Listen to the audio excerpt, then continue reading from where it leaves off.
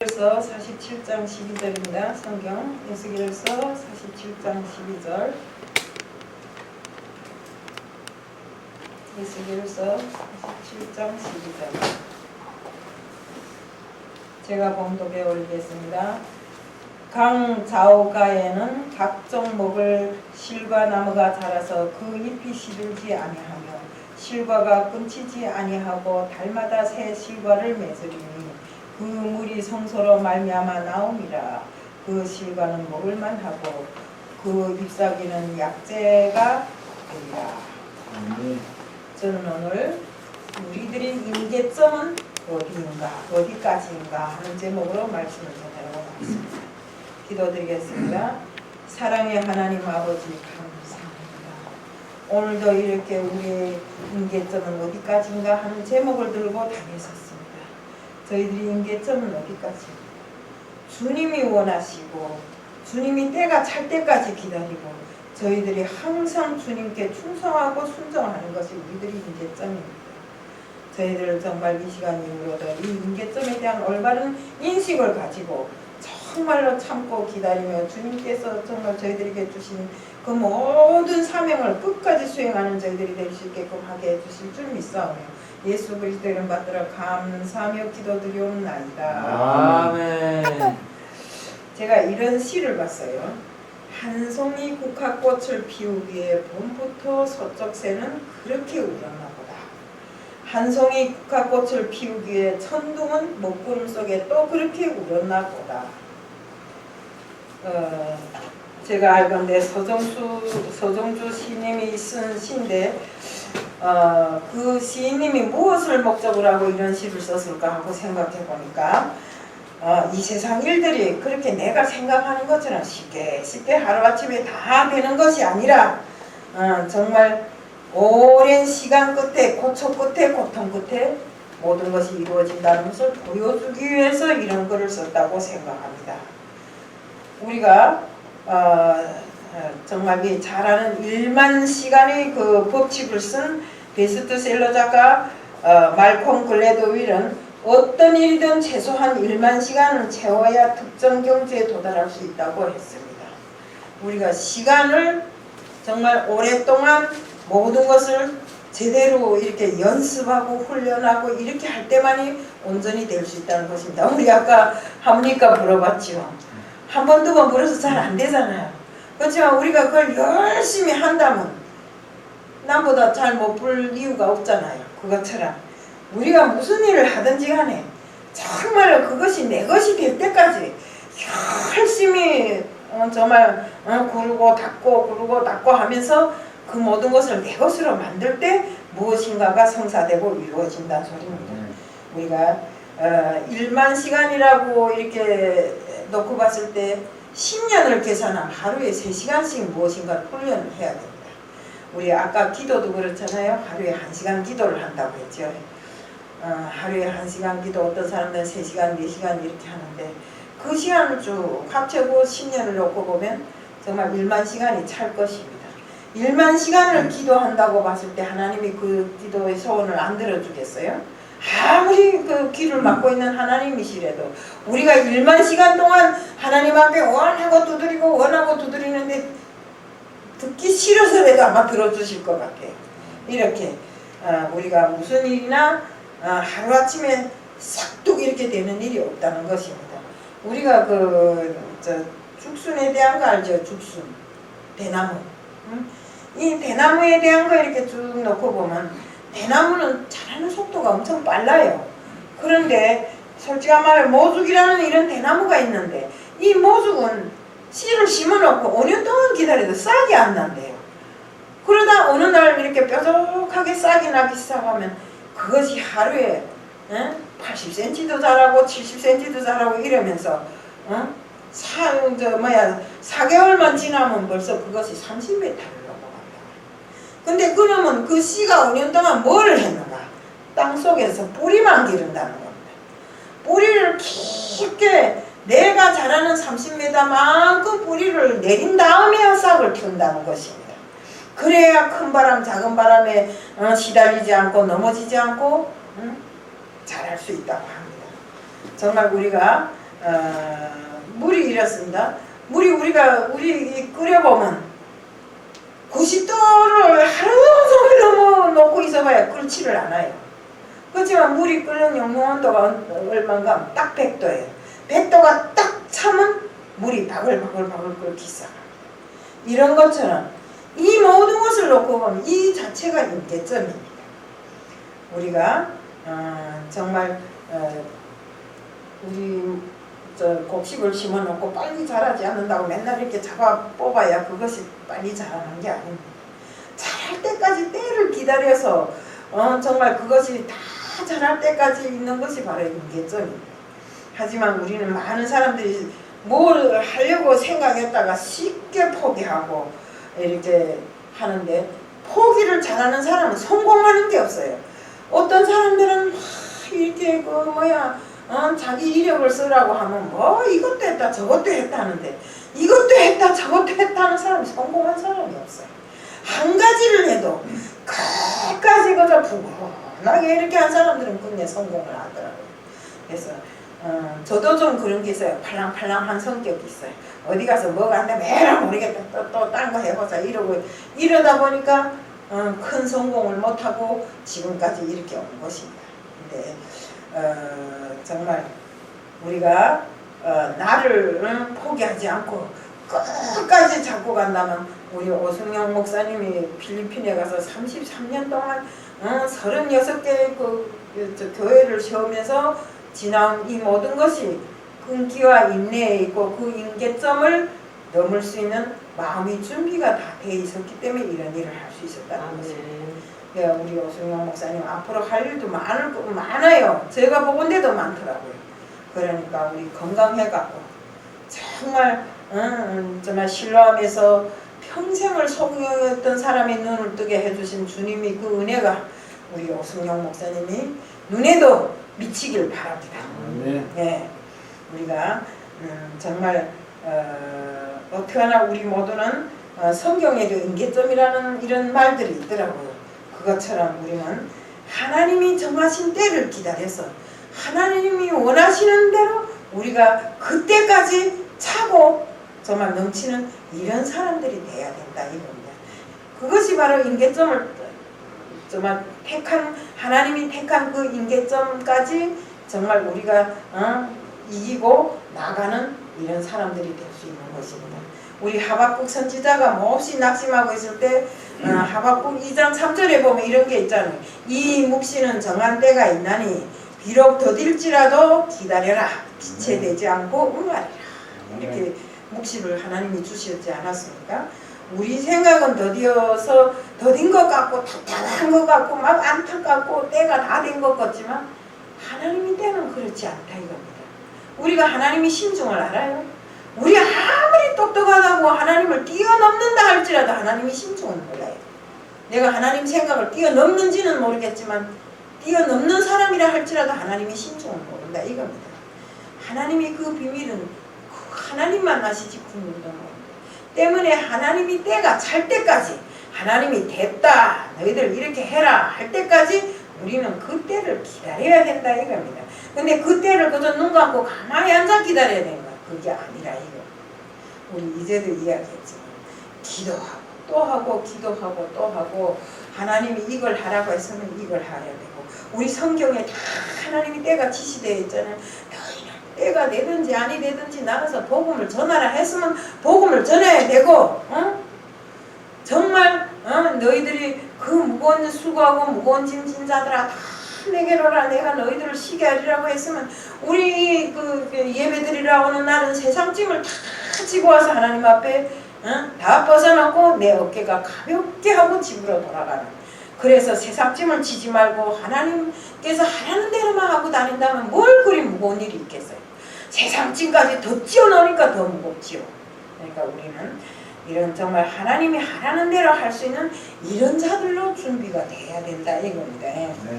우리가 하나님은 우리들이 이 믿음에 대해서 늘상 재어봅니다. 재어보고 이렇게 하는데, 우리 그 다니엘서에 보면 벨사살이라는 왕이 있죠. 이게 왕 세계적으로 제일 유명한 바벨론 왕권을 지게 됐는데 바벨론 왕권을 지게 되니까 교만해가지고 하나님까지도 무시해버린 것입니다. 그래서 정말 하나님 성전에 들어가서 성물을 술잔처럼 이렇게 술잔으로 삼고 1000여 명이나 되는 자기 친구들을 초청해갖고 거기에서 파티를 하는데 여기에 손가락 하나가 나타났죠. 그 손가락이 글씨를 쓰는데 뭐라고 쓰는가? 메네 우바르신이라고 이렇게 글을 씁니다. 이게 무슨 소리라는가 하면 베사살 왕을 재어보시고 바라보니까 너는 아직도 부족하고 더 이상 너를 써볼 필요가 없다. 그러니까 메대 파사르로 쪼개서 너를 버리겠다는 뜻입니다. 그래서 하나님이 주셨던 복을 빼앗아 버렸어요. 그래서 하나님은 정말 우리 늘상 이래 주시기도 하시고 거두시기도 하시는 하나님이라 하죠. 그 말이 바로 하나님은 복을 주시기도 하고 거두시기도 한다는 뜻입니다. 하나님께서 바라보실 때 부족함이 보이지 않아야지. 부족함이 보이기 때문에 어떻게 됐어요? 우리 이스라엘의 백성들이 정말 보면 많은 그 고통을 겪었지요.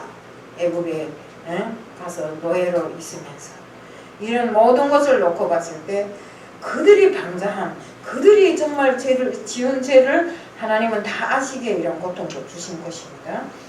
우리가 이스라엘의 그 사울 왕을 아시죠? 그 사울 왕도 역시 왕으로 세웠다가 폐쇄해 버렸잖아요. 왜 그랬어요? 그가 하나님의 뜻에 미치지 못하니까 그렇게 한 거예요. 우리가 때문에 우리 모두는 하나님 보실 때 부족함이 없는 사람으로 살아야 되고 정말 교회도 튼튼히 떠받드는 이런 기둥이 돼야 됩니다. 우리 솔로몬 성전에는 두 기둥이 있었잖아요. 야긴이라는 기둥과 보아스라는 기둥.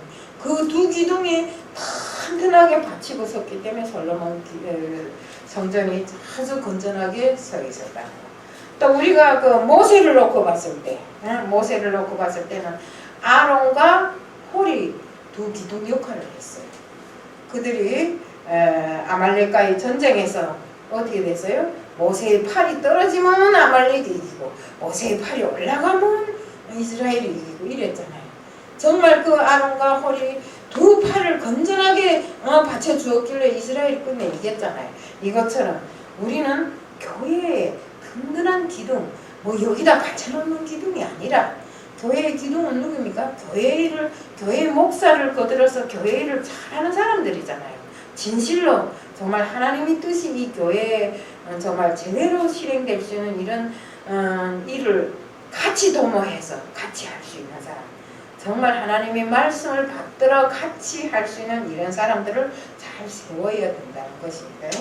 우리 여기서 31장 6절에는 하나님께서 나를 공평한 저울에 달아보시고 그가 나의 온전함을 아시기를 바라노라. 이게 무슨 소리입니까? 욥이 어려움을 당했을 때 한 소리 아닙니까?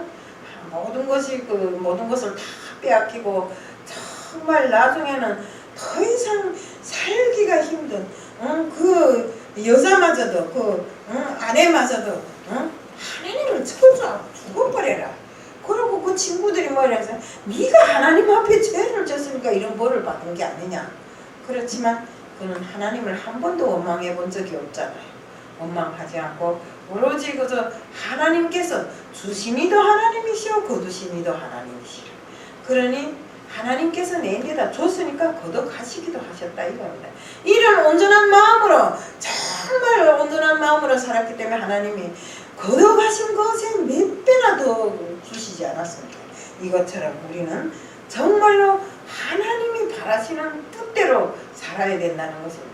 하나님이 저울에 달아봤을 때 정말 이쪽으로도 쏠리지 않고 저쪽으로도 쏠리지 않고 하나님이 바라시는 그 공평한 저울 앞에 우리는 온전히 선 사람이 두 발로 바로 서서 정말 하나님이 너는 참으로 내가 바라는 사람이다 하는 이런 칭찬을 들을 수 있는 사람으로 우리가 살아야 된다는 것입니다. 우리 하나님께서 이스라엘 백성들이 포로 생활을 걸쳐서 정말로 희망을 잃었을 때 에스겔 선지자를 통해서 회복해 주시는 환상을 보여줬잖아요. 정말 한상 중에 성전이 나타나더니 성전 문지방 밑에서 솟아난 물이 점점 깊어져서 흘러넘치는 그 희망의 환상을 보여주셨어요. 성전은 바로 예수 그리스도의 육체를 말하는 것입니다. 골로새서 1장 18절에도 예수 그리스도는 몸된 교회의 머리라고 이렇게 했어요.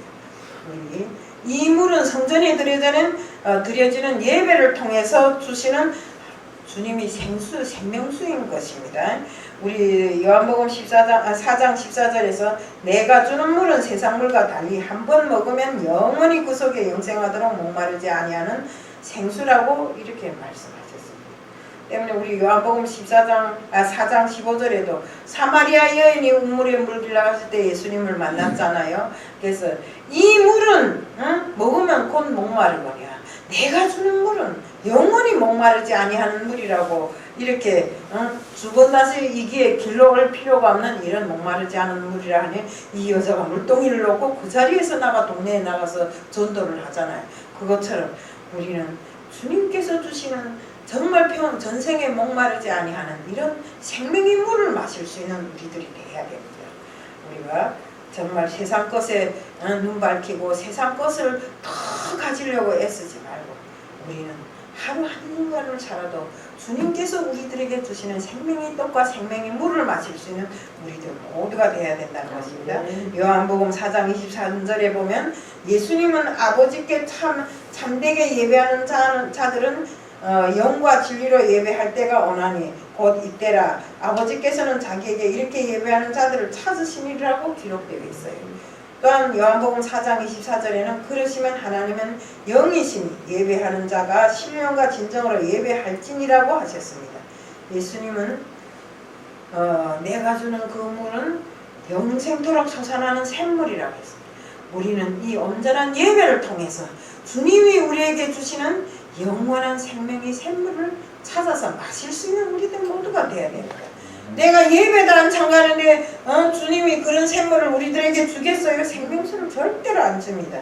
그렇기 때문에 우리는 이런 물이 흘러넘치기를 바라서 바라는 하나님의 뜻과는 반대되는 이런 이스라엘을 우리 이 성경에서 볼 수 있어요. 이스라엘은 그 생명의 물이 그토록 넘치는데 주님의 뜻과 반대대로 사는 이스라엘은 메말라 있었어요. 이제 그 성경 본문에 그랬잖아요. 강 좌우편에 나무 잎이 마르고 열매가 없어서 말라 죽어 가고 있다고 했잖아요. 그것처럼 당시 이거는 무슨 표현이냐면 당시 포로 생활에서 길을 잃고 정말 희망을 다 잃은 이스라엘 백성들이 그 면모를 표현한 것이고 오늘 우리들도 역시 생활하면서 정말 희망을 잃고 지쳐있는 우리들의 모습을 표현한 것이 아니겠는가 하고 생각을 해보았습니다. 이럴 때 에스겔에게 환상을 통해서 정말로 이스라엘의 회복을 보여주는 생명의 샘물을 보여주셨어요. 정말 우리는 은혜로 감사하고 기도하고 구제하고 기쁜 웃음이 흘러넘치는 이런 은혜로운 회복이 우리들에게 이루어져야 됩니다. 정말로 낙심하고 절망의 뿌리가 다 드러나는 우리들이 이런 근원이 회복되는 이런 역사가 있기를 오늘 모두 이곳에 앉은 모든 분들에게 축복합니다. 그러면 어떻게 회복되는가를 보시겠습니다. 성전에서 흘러나오는 물이 생명의 근원이 되어 회복시켰습니다. 성전에서 흘러나온 그 물로 인해서 물이 닿는 곳마다 모든 것이 다 생명이 다시 살아나고 희망과 정말 잎이 무성해지고 열매도 다시 맺고 이스라엘 백성들이 희망과 보전의 출발점이 바로 이 성전에 있다는 것입니다. 때문에 우리는 정말 그 성전을 중시해야 됩니다. 유대인들은 지금도 성전에 대한 이런 그 모든 것을 삶의 구심점을 성전에서 찾아요. 때문에 그들은 집을 지어도 어떤 방향으로 짓든지 상관없이 성전을 향해서 문을 내고 항상 기도를 해도 그 문을 열고 거기에 앉아서 기도를 한다고 합니다. 우리 다니엘서 6장 10절에 보면 다니엘은 포로로 잡혀가서도 하루 3번씩 예루살렘 성전을 향해서 창문을 열고 기도를 드렸다고 했습니다. 그것처럼 우리들도 우리가 지금 이 마련된 이 성전이 구심점이 되어서 우리들의 삶이 이 성전으로부터 출발해서 우리 입으로 아무리 애워봐야 쓸데없어요. 뭐 바깥에 나가서 나는 이렇고 저렇고 해봐야 쓸데없고 정말로 우리가 예배를 기준으로 해서 우리가 이 성전에서 드려지는 모든 예배가 신령과 진정으로 드려지는 예배가 돼야 되고 이 성전이 구심점이 돼서 내 믿음 생활이 이 성전으로부터 다 흘러나와야 되는 것입니다. 이 성전이 아니고 정말 바깥에 말은 잘해요 나가보면. 그런데 예배도 참가하지 않고 예배에 대한 옳은 인식조차도 없어요. 예배 날에 일한다? 이건 절대로 안 되는 거예요. 제가 언젠가도 이야기를 했지만 솔직히 말해서 예배 날에 일한다 해서 돈이 더 벌어지지 않더라고요. 하나님은 예배하는 자를 찾으신다고 했어요. 그렇기 때문에 하나님이 찾으시는 그 예배자가 우리가 돼야 되고 하나님이 일단 예배자를 찾으셨으면 그 사람이 못 되기를 바라겠어요? 우리가 예배를 통해서 하나님과 정말 만나는 시간이잖아요. 그럼 우리가 하나님 앞에 간구하고 이루어질 달라고 하는 그 모든 것을 하나님은 이루어 주신다 이겁니다. 때문에 우리가 예배를 하지 않고 뭘 한다? 절대로 잘 되는 일이 없어요. 저는 직접 당해봐서 아는 것입니다. 그렇기 때문에 뭐 더 이상 말해보면 아이고 옛날에 있는 일을 자꾸 말한다 이런데 옛날에 있는 일을 왜 자꾸 말하는가? 이것이 진실이기 때문에 말하는 것입니다. 우리가 당해보지 않은 사람은 몰라요. 우리 어떤 사람들은 나도 예배날에 일한다고 말하니까 야속하기도 하더라고요. 물론 야속할 수도 있습니다. 하지만 그 야속함을 다 버리고 진실로 한 번이라도 예배날에 와보라 이거. 일 안 했다고 굶어 죽지 않아요. 우리 성전에 오면 성전에서 다 먹여주잖아요. 재워줄 수도 있어요. 하나님 품이 얼마나 좋아요. 우리 오목사님 좋죠? 네. 그러니까 하나님이 주시는 그 모든 것을 우리가 받아 누릴 수 있는 사람들이 돼야 됩니다. 내 혼자 아등바등 하지 마세요. 아등바등 한다고 더 잘 살지를 못해요. 그렇게 잘 살 것 같으면 벌써 부자가 됐지요. 우리는 하나님이 손을 얹어서 기름 부음을 주셨으면 그 기름 부음을 받은 사람으로서 정말 다윗처럼 끝까지 충성하는 사람. 우리 다윗이 어쨌습니까? 목동으로 있을 때 이리가 와서 양을 물어가면 끝까지 쫓아가서 여호와의 이름으로 그 입을 벌리고 거기에서 양을 뽑아내듯이 우리는 끝까지 정말 하나님과 동행하면서 어떤 고난 앞에서도 여호와의 이름을 부르면서 헤쳐나가는 우리들 모두가 되어야 된다 이겁니다. 우리가 정말로 우리가 우리 믿음이라는 게 이래요. 아브라함이 이삭을 드리라고 할 때 모리아 산으로 걸어가는 3일 동안 아무 말도 하나님은 하지 않으셨어요. 가서 다 장작을 준비하고 이삭을 드리려고 그 장작 위에다 묶어놓고 칼을 드는 순간 사자를 통해 뭐 이랬습니까? 아브라함아 이삭은 다치지 말라 했잖아요. 근데 하나님은 벌써 그 수풀 속에 걸려있는 양을 다 이미 준비해놓고 아브라함이 그 믿음을 봤잖아요. 처럼 하나님은 어떤 환경에서든지 우리를 바라보고 재어보고 한다는 것을 잊지 말아야 됩니다. 아브라함이 정말로 자기의 모든 것을 다 바쳐서 하나밖에 없는 아들을 하나님이 바치라니까 바친 그 믿음 때문에 아브라함이 믿음이 조상이 되었잖아요. 그것처럼 우리들도 정말 하나님이 하지 말라는 것은 하지 말아야 되고 하라는 것은 어떤 환경 속에서도 끝까지 해낼 수 있는 우리들이 되어야 됩니다. 그래야 믿음이 자녀라 하나님이 믿음이 자녀라고 말할 수 있는 것입니다.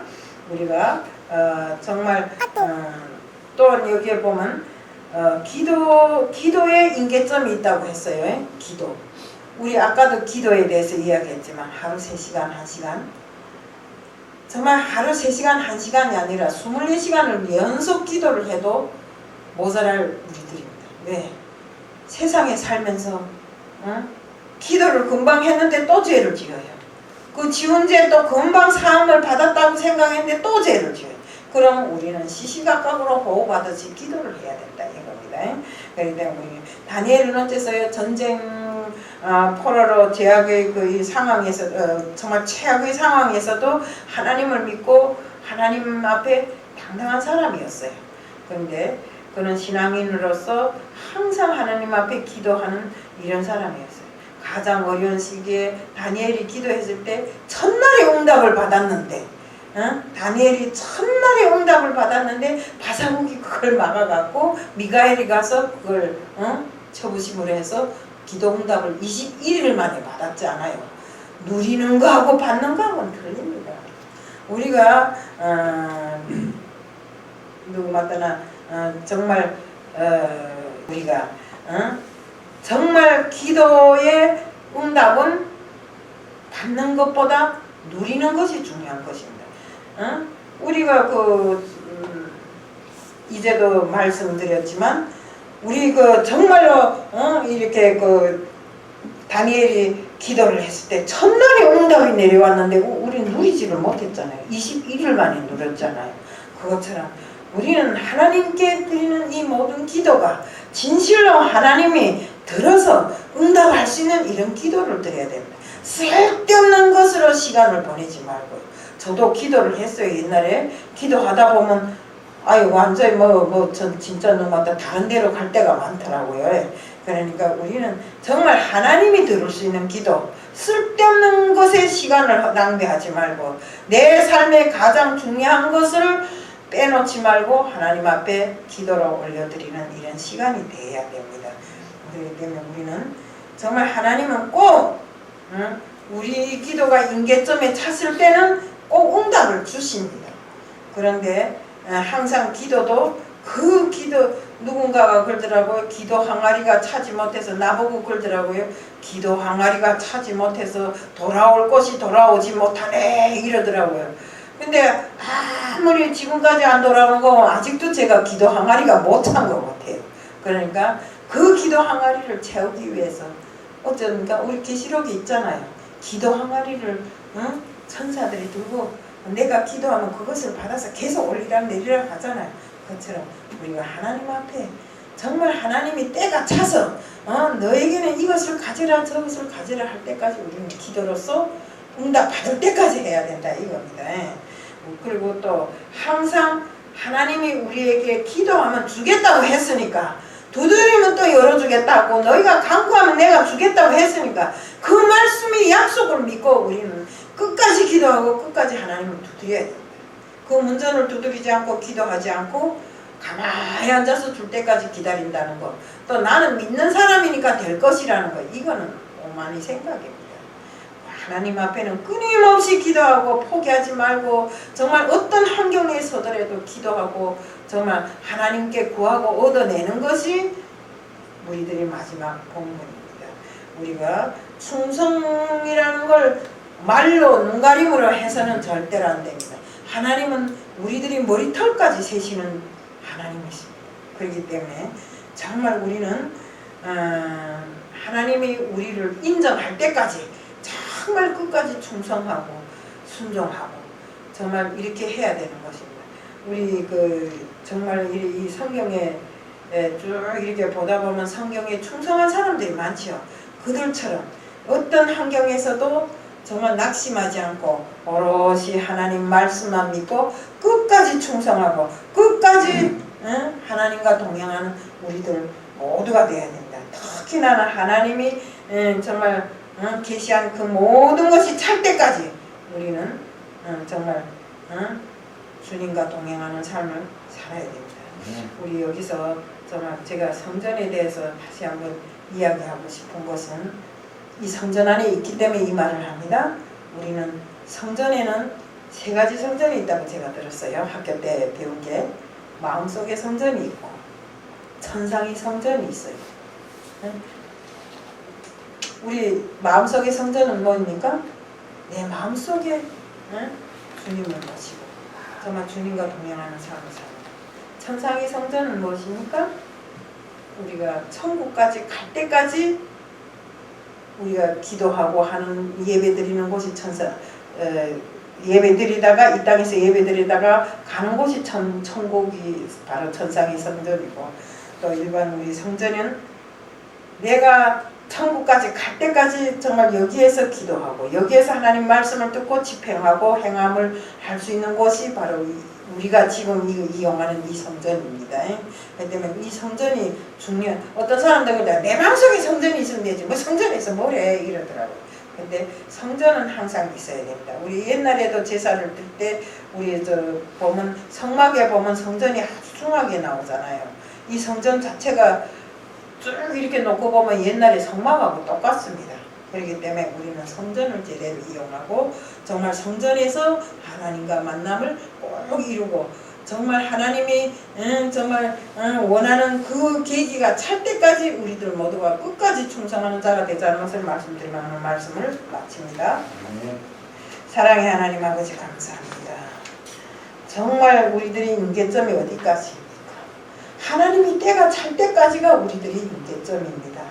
하나님 아버지 그날까지 저희들 순종하고 충성하고 세상 것을 탐하지 말고 오로지 주님 앞에 온전히 선 사람들이 되기 위해서 노력하는 저희들이 될 수 있게끔 해주실 줄 믿사오며 예수 그리스도 이름 받들어 감사하며 기도드리옵나이다. 아멘.